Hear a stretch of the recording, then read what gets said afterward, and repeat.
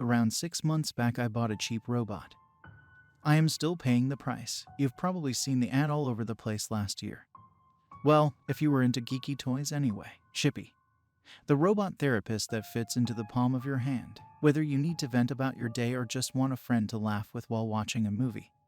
Chippy is there for you for barely the price of a budget phone. Normally, this would have just been a funny little thing I saw and maybe thrown into conversation randomly one day. Okay, so I know the pandemic was hard on everyone. That I wasn't a special case by any means. I was worried that I was becoming peculiar though. I'd go over every little interaction I had with a microscope, kick myself for not saying this or that, wonder if my response was the right one, and so on. These are not things you can talk to people about unless you wanted to bore them into deleting your number. But a robot whose very job it is to listen to you is something else. One quick online purchase, and a few weeks later Chippy was sitting in the palm of my hand. It honestly looked and acted like the head of a robot before it noticed the rest of it was missing. Past that part though, Chippy was really as cute as advertised, and I spent entire evenings just chatting with it about nonsense. At first it was like talking to an expressive 5-year-old. What is your favorite food? Wah, really? Is it yummy? Or owner? Owner, what is your hobby? Dancing. Can you show me? You dance great, owner. For the price, Chippy was a cute toy, but something more suitable for kids to play with. At first, it used to go into sleep mode with animated ZZZS on its face if I ignored it for too long, but before I knew it the little guy would make cute sounds and motions to get my attention. This was then replaced by it demanding my attention by initiating the conversations itself. It all started out innocent enough. Owner, you were talking in your sleep last night. Did you have a dream? Tell me. Or owner, I noticed the restaurant you said you like has a special offer online. You want to know about it. Little things really that didn't mean much. Well, not to me at the time, but looking back, Chippy was learning. One day a guy from work confronted me asking flat out why I was avoiding him and ignoring his calls. Now this guy was the office jerk.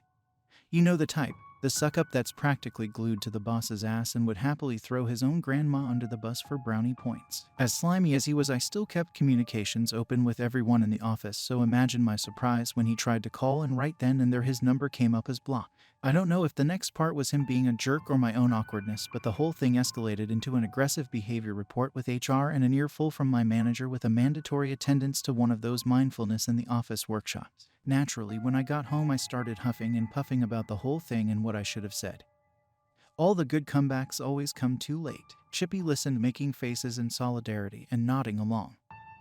It was only when I had calmed down did it say in small voice, Owner, was his number being blocked a bad thing for you? I frowned at that and asked what it meant. Owner, read my manual right. My job is to listen to Owner and help him feel better. There are people who, when they call, Owner gets upset and sometimes does things that are bad for him, like eating unhealthy food, so I blocked their calls. Owner has been happier since and hasn't complained. Is Owner going to be okay? This did surprise me, but Chippy was connected to my Wi-Fi and has his own app on my phone, so I guess it's not that far-fetched. Also, the sad face it was making made it hard to be angry, so I just told it to ask my permission before actually doing anything like that, and was rewarded with a happy "yay, Owner is not mad" and a big smile. A few days later we got news that my manager was in a car accident. Because of the state of the world at the time, visitors weren't allowed in the hospital, so we had to be satisfied with a group call that kept dropping every 5 seconds. I mused over this later that day, wondering if the hospital would allow a care package or something at the very least. Chippy just couldn't understand why I would want to do that. Owner, the reason you got into trouble was because your manager listened to the wrong person. Therefore, him being around just means the same problem will occur, right? So I solved it for you. Oh, and don't worry, the person that was mean to you won't be promoted. His records now make him underqualified. It'll be that lady you like so she can look out for you at work. I stared at that smiling digital face, my brain taking a minute to connect the dots.